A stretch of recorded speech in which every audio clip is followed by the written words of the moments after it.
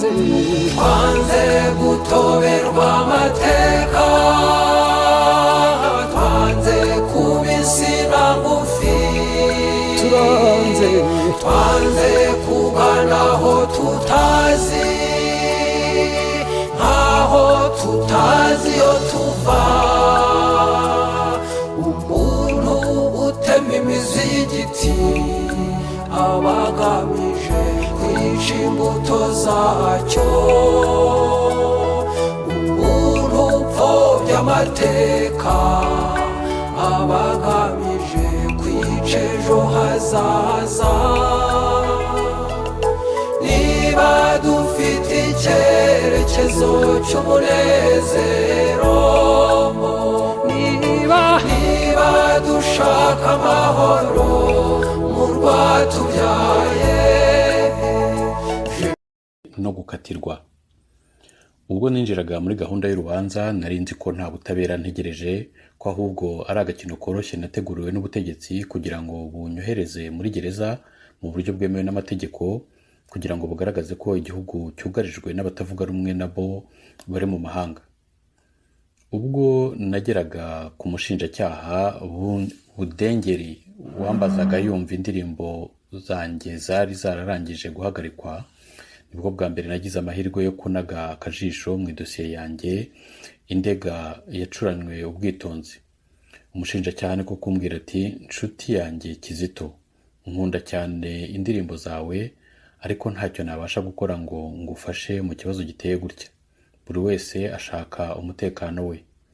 Urutonde rw'ibyo naregwaga rwari rurerure: kuba mu mutwe w'ubufatanyacyaha, kugambanira ubutegetsi na perezida wa repubulika, kumvikana mu mugambi wo gukora ubwicanyi.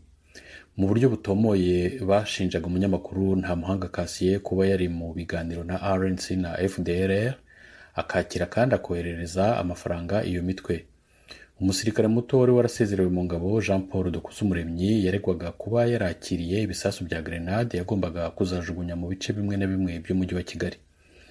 Umugore akaregwa kuba ari we wafashaga mu bikorwa hagati ya FDLR na Jean Paul, amuha ubugira kenshi amafaranga yabaga yohererejwe n'umugabo we uri mu basirikare bakuru ba FDLR.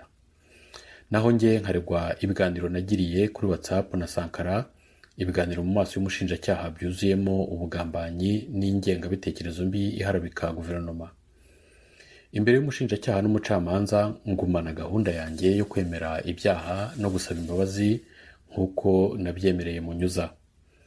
Abo twareganwaga bose bavuga ko barengana, banavuga iyicarubozo bakorewe igihe nabo bari bafungiye mu mazu atazwi. Jean Paul abwira abacamanza ko mu gihe yari afunzwe binyuranye n'amategeko yakorewe iyicwarubozo, bamubwira ko niyemera ibyaha biregwa Kizito bizarushaho kugira uburemere. Mu gihe cy'iburana mbaza umucamanza nti, ni gute wahirika guverinoma ukica na perezida ukoresheje WhatsApp? Ese mfite igisirikare? Hari intwaro mwasanze iwanjye? Ese naba narakoze imyitozo ya gisirikare? Ibibazo byanjye nk'uko byumvikana nta mumaro byagize, ndetse nta nubwo byagaragaye muri matorewa y'urubanza. Gusa rero nasabye imbabazi ku kuba naravuze amagambo mabi ku butegetsi. Nuko umucamanza ansabira, nuko umushinjacyaha ansabira nge n'umunyamakuru mu gufungwa burundu imyaka 50 ku wahoze ku rugerero n'imyaka 25 kuri wa mugore. Numvise rwose ko ari urubanza rwa politiki kandi ko amategeko ntacyo yabikoraho. Nuko ndeba abacamanza bane bari imbere yanjye, numva mbagiriye impuhwe, nibaza impamvu bamaze imyaka myinshi ku ntebe y'ishuri. Nari nzi ko umwanzuro uzava mu banyapolitiki aho kuva mu bacamanza.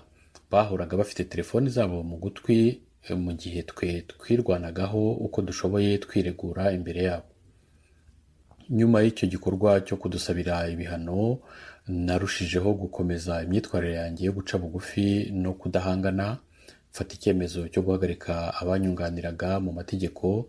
Bari barakomeje kubwira urukiko ko ndengana, bavuga ko ndi kwicuza ibyaha nk'aho ndi imbere y'umupadiri, hanyuma bagasaba ko ndekurwa nta yandi mananiza.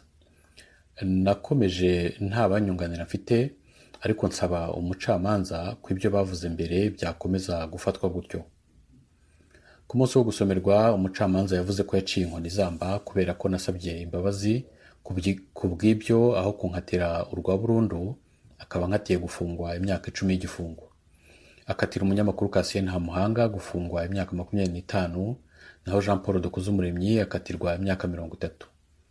Umugore wari wariyemereye ko yagiye muri Kongo inshuro nyinshi kureba umugabo we wabarizwaga mu nyeshyamba, akaba yarabonye amafaranga ava ku mugabo ngo ayahe Jean Paul, we ahanagurwaho ibyaha byose yaregwaga ngo kuko umucamanza yasanze atarazi ibyo yakoraga. Bivuze ngo urukiko rwari rumaze kugira umwere umuntu ufite dosiye irimo ibyaha bifitiwe ibimenyetso bifatika, hanyuma njye rukankatira imyaka 10 muri gereza kuko navuganye n'umuntu wo mu batavuga rumwe n'ubutegetsi kuri WhatsApp, kandi nkaba naranditse amagambo mabi anenga ubutegetsi.